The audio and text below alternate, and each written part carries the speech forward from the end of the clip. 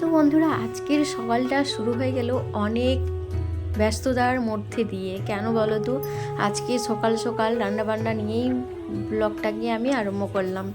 আশেপাশে কাজগুলো যদিও অনেকক্ষণ আমার সারা হয়ে গেছে, অনেকগুলো কাপড়গুলো আর কাচলাম না, কাপড়গুলোকে ছাদে রেখে দিয়ে এলাম, কেন রান্নাবান্নাগুলো আগে সেরে নিই, তারপরে কাপড়গুলো কাচবো। তো যাই হোক, চলো এইদিকে তো ভাত বসিয়ে দিলাম, আর এই সাইডে আদা রসুনের পেস্ট দেখছো একটু আছে, ওটাতে হবে না, আরও একটু পেস্ট করব। তো যাই হোক বন্ধুরা, আসসালামু আলাইকুম, গুড মর্নিং, কেমন আছো? আশা করি ভালো আছো। যে যেখান থেকে আমার ব্লগটিকে ওয়াচ করছো, সকলে যেন ভালো থাকে। আমার আরও একটি নতুন ব্লগে তোমাদের সকলকে জানাই ওয়েলকাম। আমার এই সিম্পল লাইফস্টাইল ব্লগে ছেলেরা খেয়ে স্কুলে যাবে, ওই কারণে সকাল করে আমাকে রান্নাটা একটু সেরে নিতে হয়। 10টার মধ্যে রান্নাটা আমাকে কমপ্লিট করে নিতে হবে। কেন বলো তো, ছেলেরা খেয়ে স্কুলে যাবে, বড় চাইকে দোকানে যাবে। তো যাই হোক, চলো ভাতটাকে দিয়ে বসিয়ে দিলাম। ভাতটা ফুটছে, আর একটু দেখলে যে ভাত, ওটা কিন্তু পান্তা ভাত, গতকালকের ভাত একটু বেঁচে গেছে। তো আমি যেহেতু বেশি ভাত রান্না করি না, রাত্রে রুটি বানাই, তো গতকালকে রুটি আর বানিয়েছিলাম না, এই যে গ্যাস শেষ হয়ে গেছিলো, সেই দিনকে ভাত রান্না করেছিলাম বিকেলে। রাত্রে একটু রয়ে গেছিলো। তো যাই হোক, বড়ো ছেলে যে গেছিলো চিকেন নিতে, চিকেন নিয়ে চলে এসেছে। আর আজকে করব চিকেন কষা করব আজকে, চিকেন আলু একটা ঝোল বানাবো আর একটা কষা করব। তো চলো, তার জন্যে কিন্তু এইগুলোকে আদা রসুন ওইগুলোকে পরিষ্কার করে ছিঁড়ে নিলাম, পেঁয়াজগুলোকে বানালাম বেশ ঝিরিঝিরি করে। আদা রসুনের পেস্টটা দেখছো আছে, আর একটু কিন্তু পেস্ট করে নেব। তো অনেকটাই পেস্ট হয়ে গেছে, এটা থাকবে, আরও অন্য দিন কাজে আমার লেগে যাবে। তো যাই হোক, চলো এইদিকে বড় সাইজের একটা কড়া বসিয়ে নিলাম, কেননা মাংসটা যেন চিকেনটা অনেকটাই বেশি ছিল অন্যান্য দিনের তুলনাতে। আর এত চিকেন আমাদের খেতে পারে না, ছেলেরা তো খেতে চায় না, আলু হলে ওদের খাওয়া হয়ে যাবে, আলু আর ঝোল। তো যাই হোক, চলো এইদিকে চিকেনটা রান্না করার জন্য বড় সাইজের একটা কড়াই বসিয়ে দিলাম। তো ওর মধ্যে একটু দিয়ে দেব তেল, যতটা পরিমাণ মাংসটা আছে সেই পরিমাণ এতে তেলটা দেব। তো এই যে তেল দিয়ে নিলাম, তারপর একের পর এক সব কিন্তু দিয়ে চিকেনটাকে বেশ ভালোভাবে কষিয়ে নিতে হবে। চিকেনটাকে দেখবে যতবার ভালো করে কষাতে পারবে না, টেস্টটা কিন্তু অসাধারণ আসে চিকেন রান্নার। তো এই যে পেঁয়াজগুলোকে সব এখন দিয়ে নিলাম, বেশ ভালো করে ব্রাউন কালার হওয়া পর্যন্ত ফ্রাই করে নেব চিকেনগুলোকে, পেঁয়াজগুলোকে। তারপরেই কিন্তু এতে চিকেনটাকে অ্যাড করব আমি। তো যাই হোক, চলো এপিট ওপিট করে ভালো করে করে নাড়াচাড়া দিয়ে পেঁয়াজটাকে ভাজা ভাজা করে নিই। আর হচ্ছে কি, এইদিকে যে বিড়ি বড়িগুলো দেখছো, এগুলো হচ্ছে বিড়ি বড়িগুলো একটু মাখা করব ভাত খাওয়ার জন্য। তো বিড়ি বড়ি ভাজা খেতে না বেশ ভালো লাগে আমাকে, বেশ ক্রিসপি টাইপের থাকে, কুড়মুড়ে খেতে বেশ ভালো লাগে। তো একটা ওই কারণে খেয়ে দেখলাম, বেশ ভালোই লাগছে। তো যাই হোক, চলো ওইদিকে তো ভাতটা বসিয়ে দিলাম, ভাত হচ্ছে। আর এখন আলু বানানো হয়নি, আলুগুলোকে বানাবো। আলুগুলোকে বানিয়ে আর একটা যে ছোটো সাইজের কড়াই দেখেছো আমার, ওই কড়াইটাতে কিন্তু আলুগুলোকে করে নেব, ফ্রাই করে নেব, তারপরেই কিন্তু চিকেনে দেবো। তো চিকেনে যদি ডাইরেক্ট আলুগুলো দেওয়া হয় না, ভালো টেস্ট হবে না। আর ওই সাইডে যে ছোটো সাইজের আমার কড়াটা দেখছি, ওটাতে কিন্তু আলুগুলোকে ভালো করে ফ্রাই করে নেব। অলরেডি ওটাতে তেল রাখাই আছে। তো চিকেনগুলোকে বেশ আমি দুবার ধরে কিন্তু কষিয়েছি। একবার পেঁয়াজগুলো যখন দিলাম, পেঁয়াজগুলো ব্রাউন কালার হওয়া পর্যন্ত তো ফ্রাই করেছিলাম, তারপরে কিন্তু চিকেনটাকে দিয়েছিলাম। চিকেনটাকে বেশ একটু গরম মশলা দিয়ে নাড়াচাড়া দিয়ে ঢাকা দিয়ে ফ্রাই করেছিলাম। তারপরেই কিন্তু সব মশলাগুলোকে দিয়ে দিলাম, যেমন আদা রসুনের পেস্ট, হলুদের গুঁড়ো, লঙ্কার গুঁড়ো, জিরের গুঁড়ো, এগুলো সব দিয়েছিলাম। আর আগেই তো একটু গরম মশলা দিয়েছিলাম, দিয়ে বেশ নাড়াচাড়া করলাম সবগুলোকে দিয়ে। আর একটু কিন্তু আমি কষা উঠিয়েছি, এই কারণে আমি কষাটা উঠালাম, কেননা এই যে আলু দিয়ে একটু ঝোল বানাবো না, ঝোলটা এতটা আমাকে ভালো লাগে না। আমার দুই ছেলের ঝোলটা খেতে বেশ ভালো লাগে। তো যাই হোক, চলো। আর এক সাইডে কিন্তু আলু আর এটাকে ভাজা বসালাম। তো এই যে আলু ভাজা বসালাম, আর এক সাইডে ভাতটা। তো চলো আলু ভাজাটা করে নিই, আর একটু ভাত বানিয়ে নিই। তো একটু যে ভাত বানালাম না, ওটা তখন সকালে খাওয়ার জন্য, তো একটু চালটা আর কি কম নেওয়া হয়ে গেছিলো।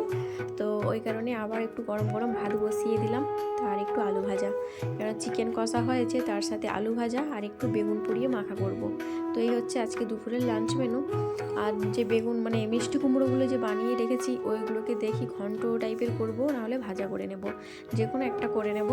তো চলো এইদিকে ভাতটা তো বসিয়ে দিলাম, এইদিকে আলু ভাজা হচ্ছে। আর অনেক দিন পর আজকে নতুন আলুর ভাজা করব। তো অন্যান্য দিন নতুন আলু রান্না করা হয়েছে, কিন্তু একবারও কিন্তু ভাজা করা হয়নি। তো এই কারণে ভাবলাম যে আজকে একটু ভাজা করি, নতুন আলুর ভাজা খেতে বেশ ভালো লাগে গরম গরম। আর ফোড়নে দিয়েছিলাম গোটা লঙ্কা আর কয়েকটা গোটা জিরে। গোটা জিরে দিলে ফোড়নে বেশ ভালোই লাগে।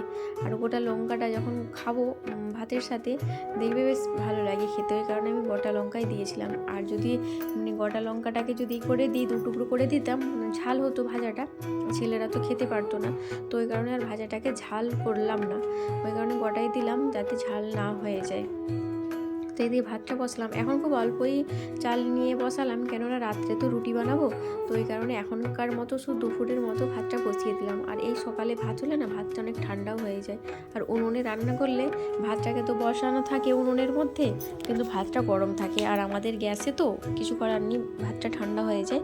তো ওই কারণে যতটা সম্ভব আমি সকালে কম করে একটু ভাত রান্না করে নিই।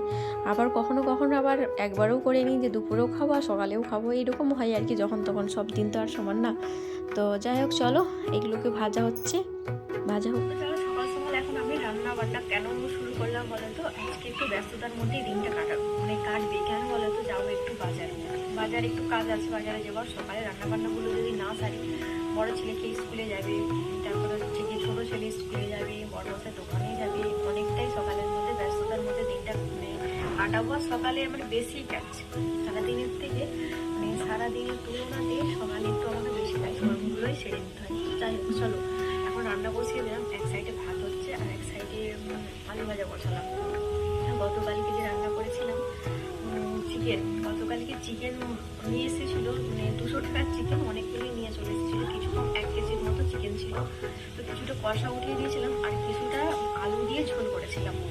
তো ওইগুলোই এখনও আছে অনেকগুলোই, তো যতটা আছে আজকে দুপুরে হয়ে যাবে। রাত্রে দেখা যাক কী রান্না করি না রান্না করি, আপাতত এখনের মতো তরকারিটা আছে বলে আরও একটু সকাল সকাল রান্নাটা হয়ে যাবে। কাপড় কয়েকগুলো আছে, কাপড়গুলো কোনো ছাদে রাখা আছে, কাপড় কাচতে আছে, ফোন তো পরে কাপড় আপনার কাচবো। বাসনগুলো ধুয়েছি, বাসনগুলো এখনো ওঠানো হয়নি, তো বাসনগুলো এখানে রাখা আছে। তো আমার আলু ভাজাটা অলমোস্ট হয়ে এসেছে, আর একটু হলে হয়ে যাবে। তো যাই হোক, এই দেখছো আলু ভাজাটা আমার খুব সুন্দর হয়েছে, কিন্তু নতুন নতুন আলু ভাজা তো খেতে বেশ আমাকে ভালোই লাগে। তো যাই হোক, এই দিয়ে আলু ভাজাটা হয়ে গেল, আর বাকি কাজগুলো সব সেরে নেব। এখনও কিন্তু ওই রুমের বিছানা ওঠানো হয়নি, তো এই রুমের কাজগুলো আগে সব সেরে নিই, তারপরেই কিন্তু ওই রুমে যাব। কেননা এই রুমে কিন্তু জলের কাজটাই বেশি থাকে, কেন বাসন ধোয়া, রুমগুলো এখনও মোছা হয়নি, রুমগুলোকে মুছবো। তো এই কিচেন টুকের কাজগুলো শেষ হলে তারপরে গিয়ে যাব ওই রুমে। তো ওই রুমে তেমন বেশি কোনো কিছু কাজ নেই, শুধু বিছানাটা ওঠাবো, বাস ওই রুমের কাজ হয়ে যাবে। তারপর স্নান আছে, আর কাপড়গুলো কয়েকটা আছে কাচবো, বাস ওইগুলোই আছে।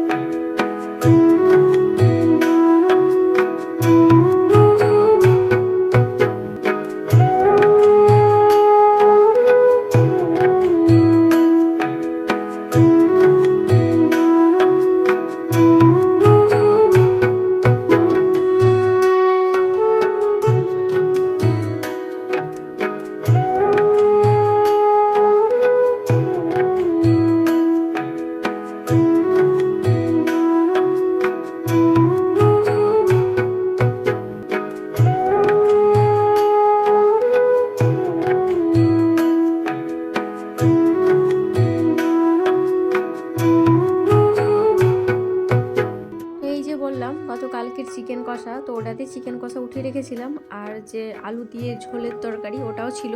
তো দুটোকে একসাথে কিন্তু মিক্সড করে ভালো করে ফুটিয়ে নেব। তো এই যে দিয়ে নিলাম কড়ার মধ্যে দিয়ে বেশ ভালো করে নাড়াচাড়া দিয়ে দিলাম, দিয়ে একটু ফুটতে দেবো ওটাকে। আর একটু আলু মাখা করব, নতুন আলু দেখবে গরম গরম নতুন আলু মাখা খেতে বেশ ভালো লাগে। ওটা ঠান্ডা হয়ে গেলে কিন্তু অতটা টেস্ট লাগে না, কেমন হয়ে যায়, কিন্তু গরম গরম আলু মাখা খেতে বেশ ভালো লাগে। ভাতের মধ্যে ছোট্ট সাইজের একটা আলু দিয়ে দিলাম। এই যে বললাম গতকালকে চিকেন ছিল, চিকেনটাকে একটু এখন মানে ফুটিয়ে নেবো, কেন গতকালকে আর যদিও নষ্ট হবে না, কেননা শীতটাও সেই লেভেলের শীত আছে। তো যাই হোক চলো ওটাকে একটু গরম করে নিই।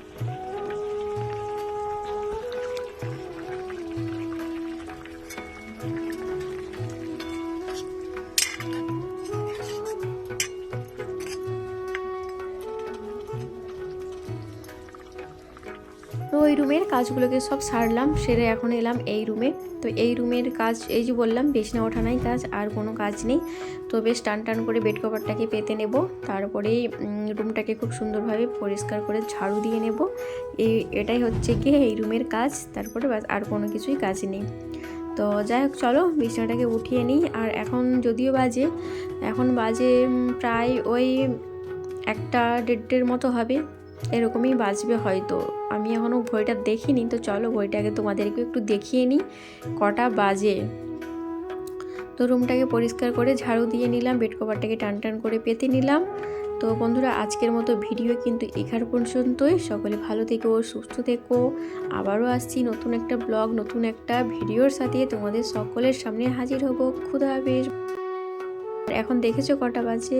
1:15।